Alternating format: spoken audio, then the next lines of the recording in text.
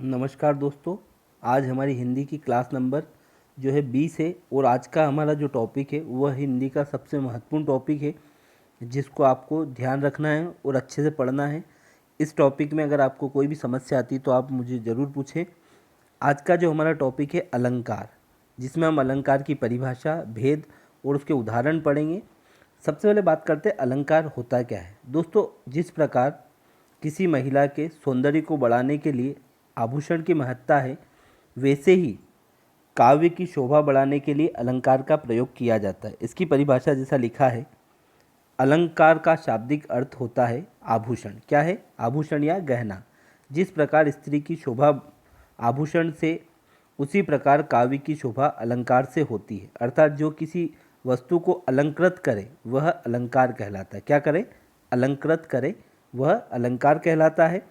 अलंकार संक्षेप में हम कहें, काव्य शरीर अर्थात भाषा के शब्दार्थ से सुसज्जित तथा सुंदर बनाने वाले चमत्कारपूर्ण मनोरंजक ढंग को अलंकार कहते हैं।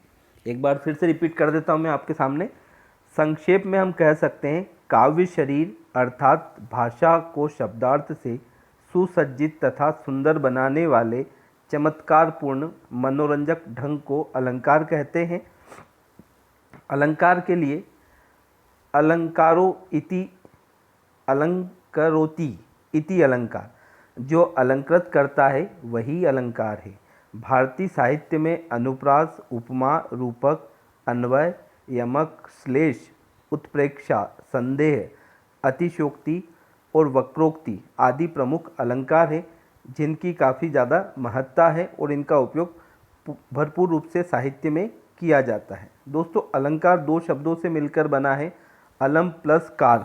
यहाँ पर अलम का अर्थ होता है आभूषण। मानव समाज बहुत ही सौंदर्य उपासक है। उसकी प्रवृत्ति ने ही अलंकार को जन्म दिया है।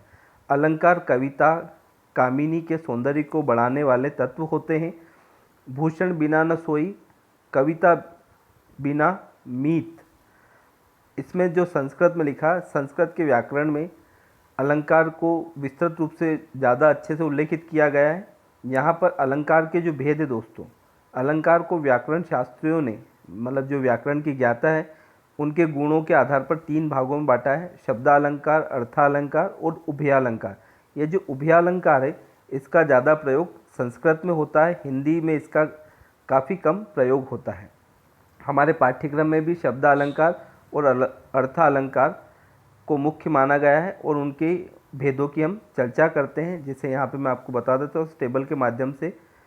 शब्दालंकार, जिसमें अनुप्रास, यमक, श्लेष, पुनरुक्ति, विप्सा और वक्रोक्ति, ये जो शब्दालंकार के उदाहरण है, जिसको हम अवश्य भी ऐसे कर सकते हैं। जैसे अ से अनुप्रास, व से वक्रोक्ति, स से श्लेष, य से यमक, वी से विप्सा और पुनरुक्ति। ऐसे अर्थालंकार में जो है उपमा, रूपक, उत्प्रेक्षा, मानवीकरण, विरोधाभास, संदेह, अतिशयोक्ति, उपमामय और भ्रांतिमान अलंकार प्रमुख है। और तीसरा जो टाइप है उभयालंकार। इस उभयालंकार में जो है दोस्तों संसृष्टि और संकर, 2 प्रकार के अलंकारों का उल्लेख होता है। सबसे पहले बात करते हैं हम शब्दालंकार की। दोस्तों, जिस अलंकार में शब्दों के प्रयोग करने से चमत्कार हो जाता है और उन शब्दों की जगह समानार्थी शब्द को रखने से चमत्कार समाप्त हो जाता है, मतलब जो शब्द हैं उनके स्थान पर अगर उनके समानार्थी को रख दिया जाए तो चमत्कार समाप्त हो जाता है, वहाँ शब्दालंकार होता है। शब्दालंकार 2 शब्दों से मिलकर बना है, शब्द प्लस अलंकार। शब्द प्लस अलंकार, शब्द के 2 रूप होते हैं, एक तो ध्वनि और दूसरा अर्थ। ध्वनि के आधार पर शब्दालंकार की सृष्टि होती, सृष्टि मतलब रचना होती है। जब अलंकार किसी विशेष शब्द की स्थिति में रहे और उस शब्द की जगह पर कोई और पर्यायवाची शब्द के रख देने से उस शब्द का अस्तित्व न रहे, उसे शब्दालंकार कहते हैं। मतलब शब्दालंकार में शब्द की महत्ता है। इसके जो भेद हैं, जैसा कि मैंने आपको कहा है, अवश्य वी, जैसे इससे अ से अनुप्रास, व से वक्रोक्ति और विप्सा, अवश्य में स से श्लेष, य से यमक और वी से विप्सा। और वक्रोक्ति, मतलब व से दो हो गए, एक आपका वक्रोक्ति हो गया, एक विप्सा हो गया। और अ से क्या हो गया, अनुप्रास, व से विप्सा वक्रोक्ति, फिर आपका श से श्लेष, फिर य से यमक और पुनरुक्ति, अवश्य, पुनः। ऐसे करके हम याद रख सकते हैं। इनको 6 हैं ये मुख्य रूप से। अब सबसे पहले बात करते हैं अनुप्रास अलंकार की। दोस्तों, अनुप्रास शब्द दो शब्दों से मिलकर बना है, अनु प्लस प्रास। यहाँ पर अनु का अर्थ है बार बार, मतलब रिपीटेशन, बार बार या रिपीटेशन। और प्रास का अर्थ होता है वर्ण, मतलब बार बार वर्ण का जहाँ पर दोहराव हो वहाँ पर आपका कौन सा अनुप्रास अलंकार होता है। जैसे बात करते हैं, जन रंजन मंजन दनुज मनुज रूप सुरभूप विश्व बदर इवधृत उदर जोवत सोवत सूप। जैसे यहाँ पे ज शब्द, आपका द शब्द, म शब्द का बार बार रिपीटिशन हुआ है, तो यहाँ पे जो शब्द नहीं, इसको हम कहेंगे वर्ण। वर्ण का जो रिपीटिशन हुआ है, तो वर्णों की जिसमें आवृत्ति होती बार बार, उसे कहते हैं हम अनुप्रास अलंकार। इसके जो हैं 5 भेद हैं। पहला है छेकानुप्रास, जिस पर हम बात करते हैं, या आपको एक बार मैं बता देता कौन कौन से भेद हैं। पहला है छेकानुप्रास, वृत्त्यानुप्रास, लाटानुप्रास, अत्यानुप्रास और श्रेयानुप्रास। ऐसे करके इसके 5 भेद हैं। सबसे पहला है छेकानुप्रास अलंकार, जहाँ पर स्वरूप और क्रम से अनेक व्यंजनों की आवृत्ति एक बार हो। व्यंजन वर्ण आते हैं और एक बार, वहाँ छेका अनुप्रास होता है।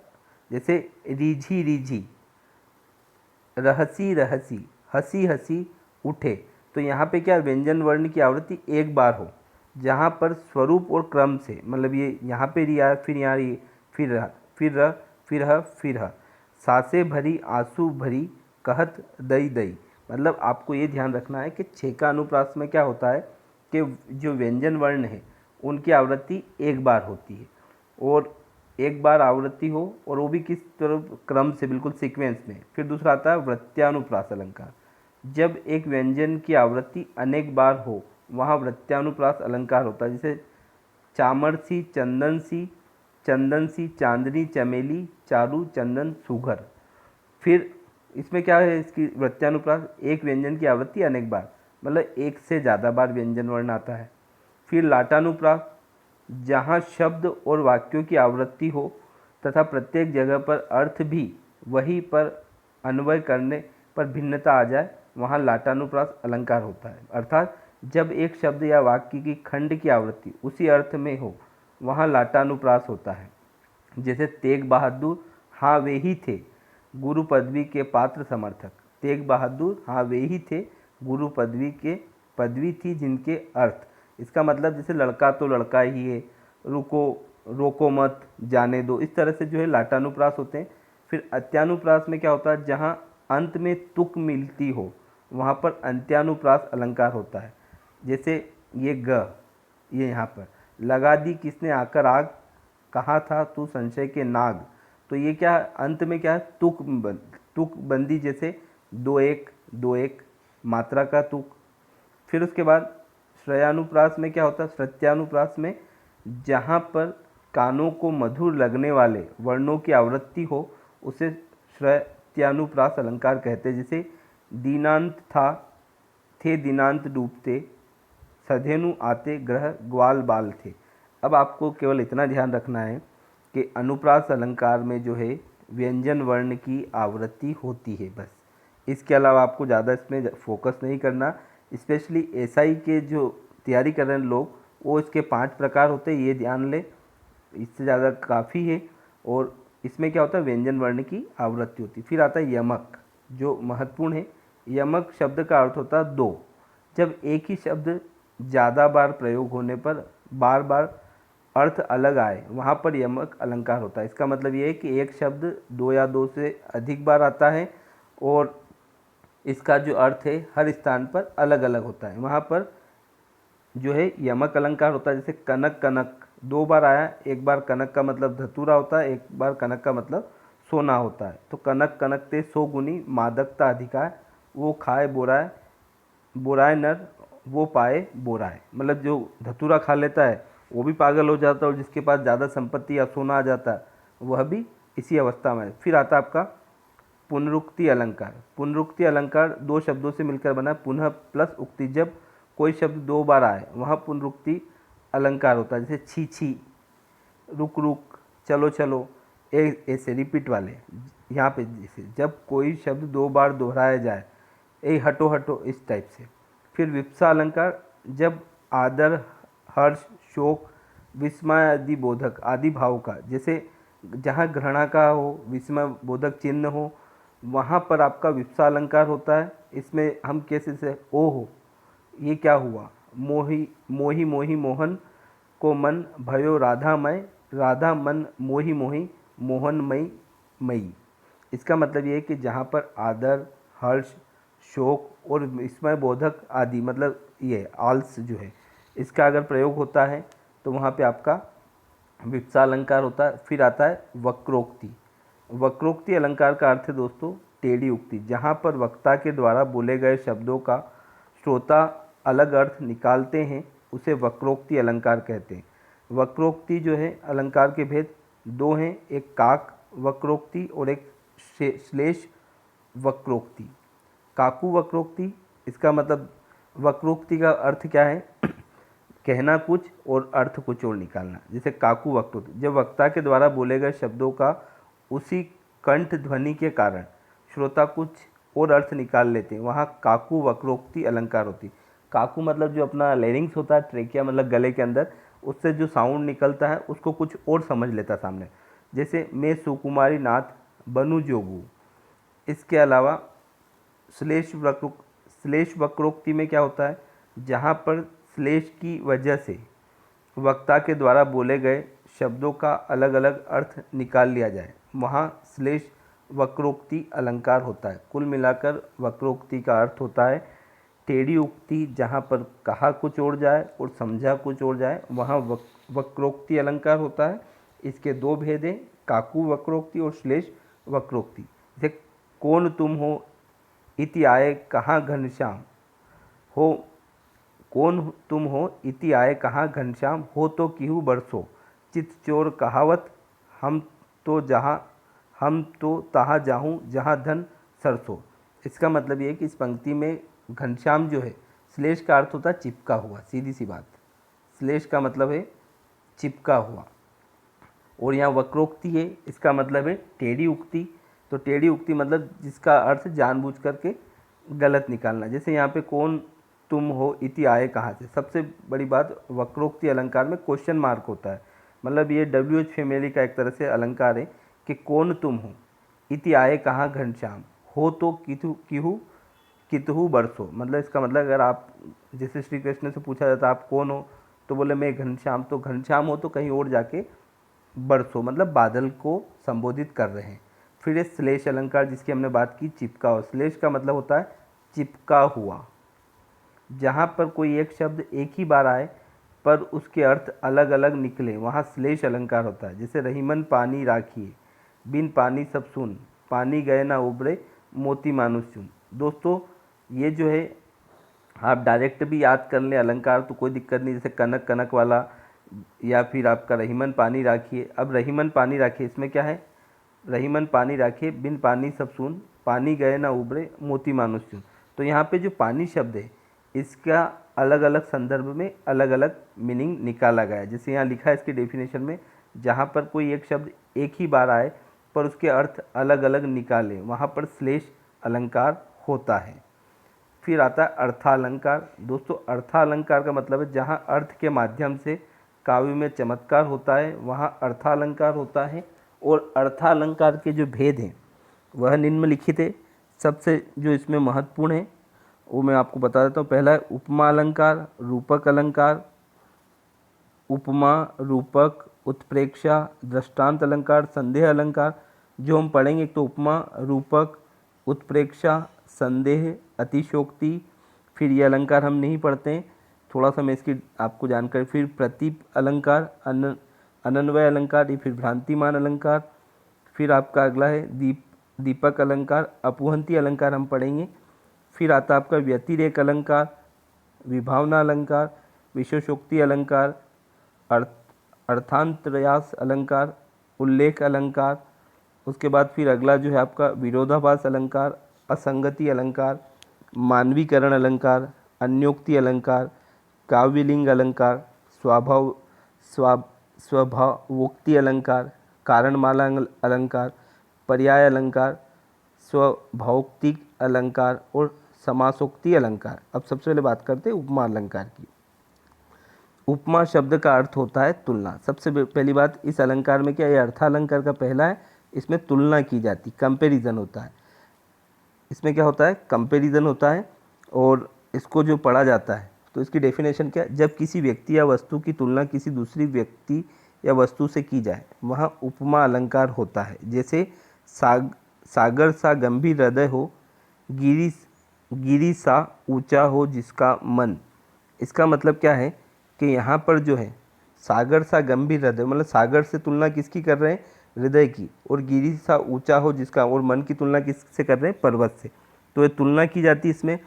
फिर अगला आता है उपमा अलंकार के अंग। तो उपमा अलंकार में क्या होता है दोस्तों, इसके 4 अंग होते हैं। एक तो उपमेय होता है, एक उपमान होता है, एक वाचक शब्द होता है और एक साधारण धर्म होता है।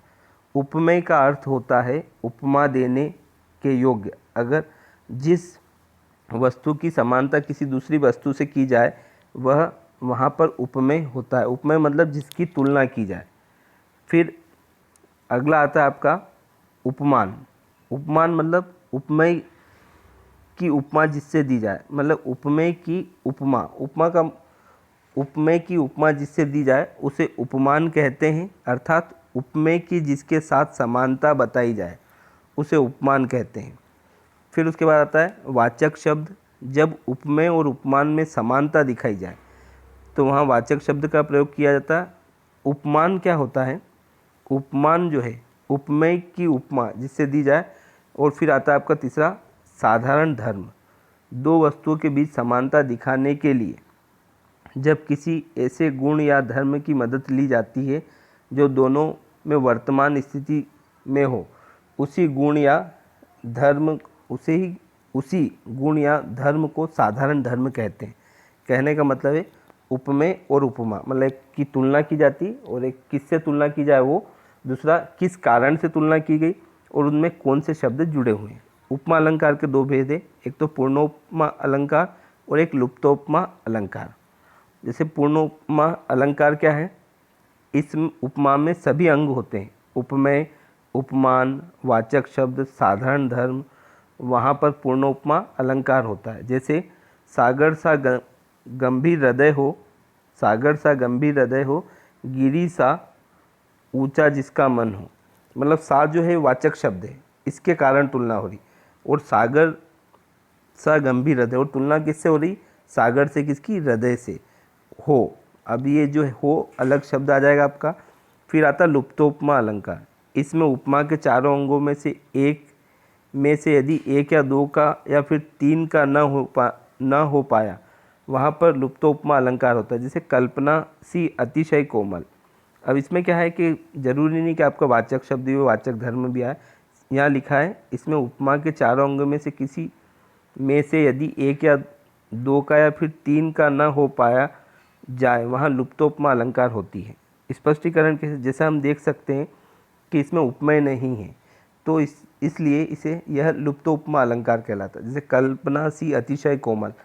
अब किसके साथ क्या है, इसमें कोई तुलना नहीं प्रकट हो रही है। फिर आता है आपका रूपक अलंकार। दोस्तों रूपक अलंकार का अर्थ होता है बना देना, और रूपक अलंकार का मतलब है बना देना। जबकि उपमा में क्या होता है, तुलना होती। जहाँ पर उपमेय और उपमान में कोई अंतर ना दिखाई दे वहाँ रूपक अलंकार होता है। अर्थात जहाँ पर उपमेय और उपमान के बीच के भेद को समाप्त करके उसे एक कर दिया जाए वहाँ रूपक अलंकार होता है। कहने का मतलब कि बिल्कुल बना देना। जैसे नाटक में किसी पात्र को राम बना दिया जाए, सुग्रीव बना दिया जाए, तो सेम टू सेम वैसा फीलिंग आती है, वैसा दिखता हमें। जैसे उदित उदय गिरी मंच, रघुवर बाल पतंग, विसंगे संत सरोज सब, हर्षे लोचन भ्रंग। इसका मतलब जैसे हम बात करें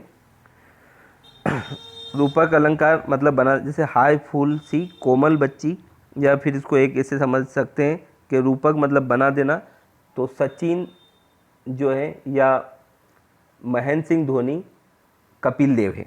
बस इसको बना देना, मतलब सीधा सीधा, कोई तुलना सूचक शब्द नहीं होता, सीधा जैसे उदित उदय गिरिमंच पर, रघुवर बाल पतंग, जैसे रघुवर के संदर्भ में, श्री राम के संदर्भ में कहा है कि वो ऐसे लग रहे हैं जैसे उनको देख के कि कोई पतंग है, तो बिल्कुल इसको क्या कर दिया है, बना दिया है।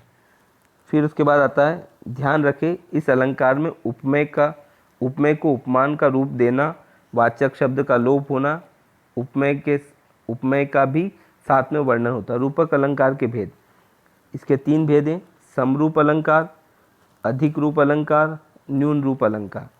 समरूप अलंकार, इसमें उपमेय और उपमान में समानता दिखाई जाती है, वहाँ समरूप अलंकार, जैसे बीती विभावरी जागरी, अंबर पनघट में डूबा रही, तार घट उषा नागरी। इसका मतलब क्या है कि इसमें उपमेय और उपमान में समानता दिखाई जाती है, वहाँ पर सम रूप अलंकार होता है, मतलब दोनों एक जैसे। फिर अधिक रूप अलंकार क्या है, जहाँ पर उपमेय में उपमान की तुलना में कुछ न्यूनता का बोध होता है, मतलब उसको थोड़ा कम करके दिखाया जाए वहाँ पर अधिरूप अलंकार होता है। फिर न्यून रूप अलंकार में क्या होता है, उपमा की तुलना में उपमेय को न्यून रूप में दिखाया जाता है, वहाँ न्यून रूपक अलंकार होता है। जन्म सिंधु विश्व बंधु पुनि, दीन मलिन सकलंक, सी मुख समता पावकीमी, चंद्र बापुरो रंग। फिर आता है आपका उत्प्रेक्षा अलंकार। दोस्तों उत्प्रेक्षा अलंकार, जहाँ पर उपमान के न होने पर उपमेय को ही उपमान मान लिया जाए, अर्थात जहाँ पर अप्रस्तुत को प्रस्तुत मान लिया जाए, वहाँ पर उत्प्रेक्षा अलंकार होता है, मतलब अप्रस्तुत को प्रस्तुत मान लेना उत्प्रेक्षा अलंकार है। सखी सोहत गोपाल के, उर्गुंजन की माल, बाहर सोत मनु पिए, दावानल की ज्वाल। फिर आता आपका उत्प्रेक्षा अलंकार के भेद, तो इसके भी 3 भेद हैं, वस्तु प्रेक्षा अलंकार, हेतु प्रेक्षा अलंकार और फलोक प्रेक्षा अलंकार। दोस्तों ये थोड़ा सा डीप कंसेप्ट है, इसके बाद जब मैं सेकेंड टाइम आपको अलंकार पढ़ाऊंगा तो बिल्कुल बेसिक चीज़ें जो हमारे एग्ज़ाम के ओरिएंटेड हैं उन पे हम फोकस करेंगे, पर एक बार पूरा अलंकार को आप देख लें और पढ़ लें। फिर आता है वस्तु प्रेक्षा अलंकार, जहाँ पर प्रस्तुत में अप्रस्तुत की संभावना दिखाई जाए, वहाँ पर वस्तु प्रेक्षा अलंकार हो, जैसे सखी सहित गोपाल के, उर्गुंजन की माल, बाहर लसत मनो पिए, दावानल की ज्वाल। फिर हेतु प्रेक्षा, जहाँ पर अहेतु में हेतु की संभावना देखी, अर्थात वास्तविक कारण को छोड़कर अन्य हेतु को मान लिया जाए, वहाँ हेतु प्रेक्षा अलंकार होता है। फिर है फलोप्रेक्षा अलंकार, इसमें वास्तविकता फल के न होने पर भी उसी को फल मान लिया जाए, वहाँ पर फलोप्रेक्षा अलंकार होता है।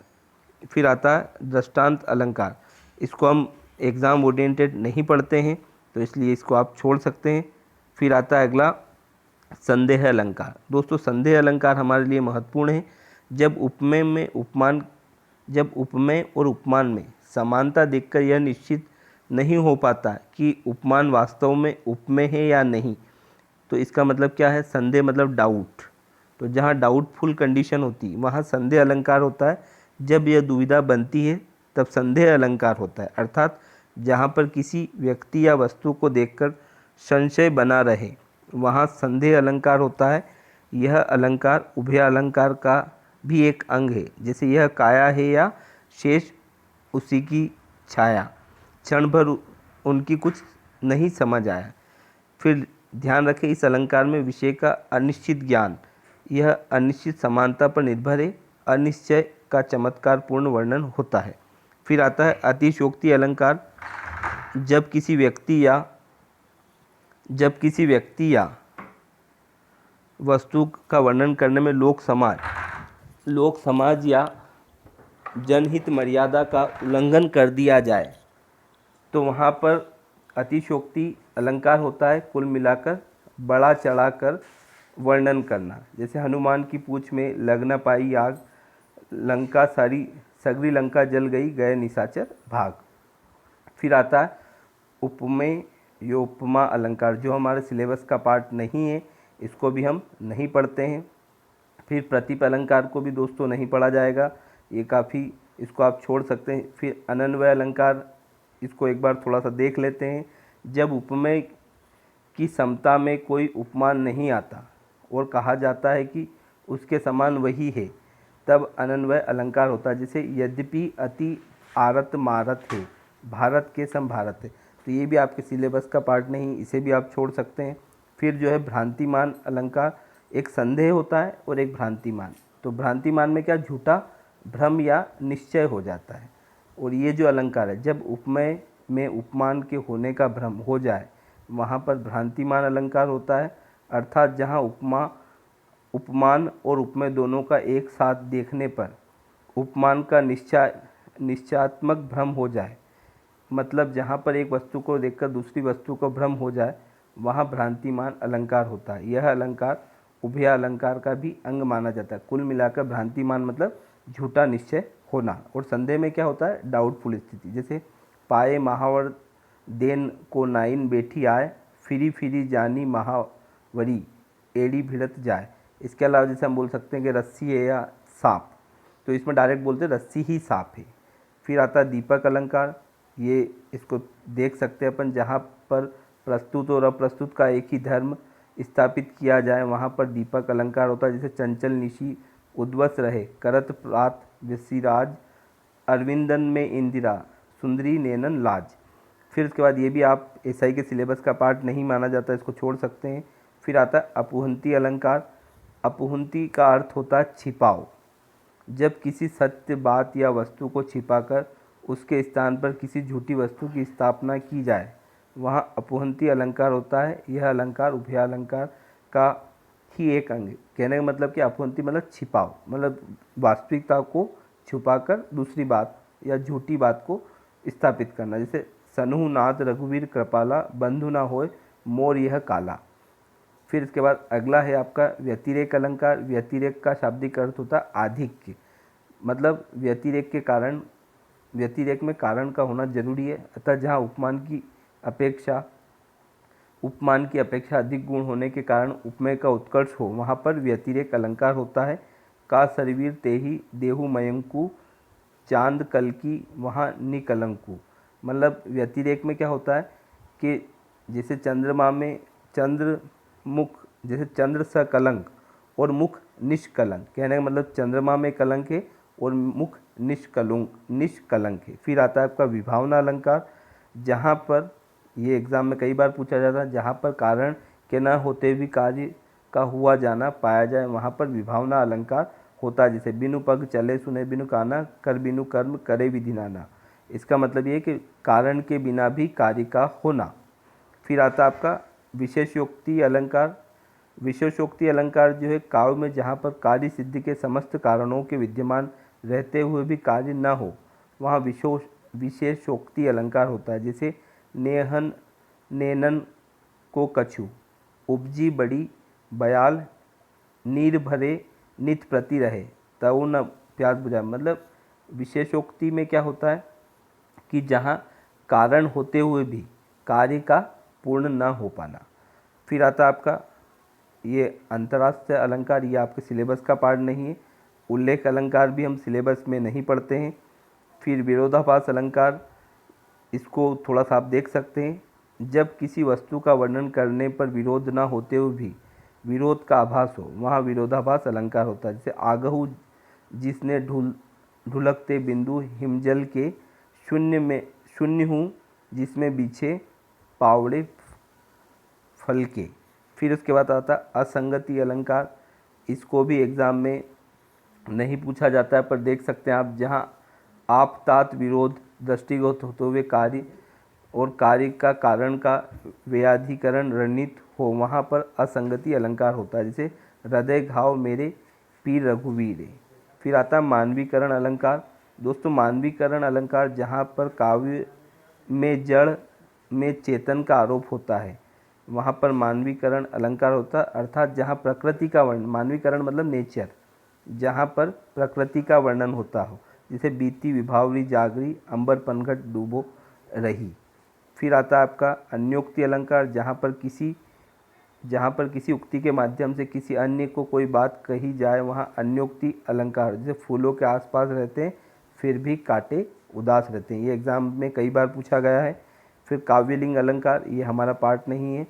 फिर स्वभावोक्ति अलंकार, ये भी एग्ज़ाम में नहीं पूछा जाता है। उभय अलंकार जो है दोस्तों, इसके बारे में आपको जानने की आवश्यकता नहीं है। इसके बाद आता है दोस्तों, ये जो हमारे पार्ट है अलंकार के, ये आप एक बार देख सकते हैं। उभय अलंकार को थोड़ा सा मैं बता देता हूँ। ऐसा अलंकार जिसमें शब्द अलंकार और अर्थालंकार दोनों का योग होता हो, अर्थात जो अलंकार शब्द और अर्थ दोनों पर आधारित रहे और दोनों को चमत्कारी करते हैं, वहाँ उभय अलंकार होता है। तो दोस्तों, आज की क्लास में इतना ही। आप वीडियो को ज़रूर देखें और इसको इत्मीनान से पढ़ के और समझें। उसके बाद अगर कोई डाउट आता है तो मुझसे ज़रूर पूछें। धन्यवाद। आज के लिए इतना ही। आपका दिन शुभ और मंगलमय हो।